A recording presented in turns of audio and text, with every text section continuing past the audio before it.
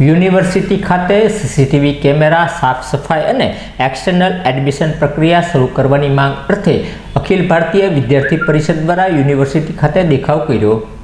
Bhavnagar university કેમ્પસમાં છેલ્લા ઘણા સમયથી સીસીટીવી કેમેરા, સાફ સફાઈ અને એક્સટર્નલ એડમિશન પ્રક્રિયા અંગે વારંવાર અખિલ ભારતીય પરિષદ દ્વારા રજૂઆત કરવામાં આવી છે। તેમ છતાં પણ પ્રશ્નનું નિરાકરણ આવ્યું નથી। ત્યારે ફરી એક વખત અખિલ ભારતીય વિદ્યાર્થી પરિષદના કાર્યકર્તાઓ દ્વારા કુલપતિની ચેમ્બરનો ઘેરાવ તેમના પ્રશ્નને હલ કરવા માટેની માંગ કરી હતી।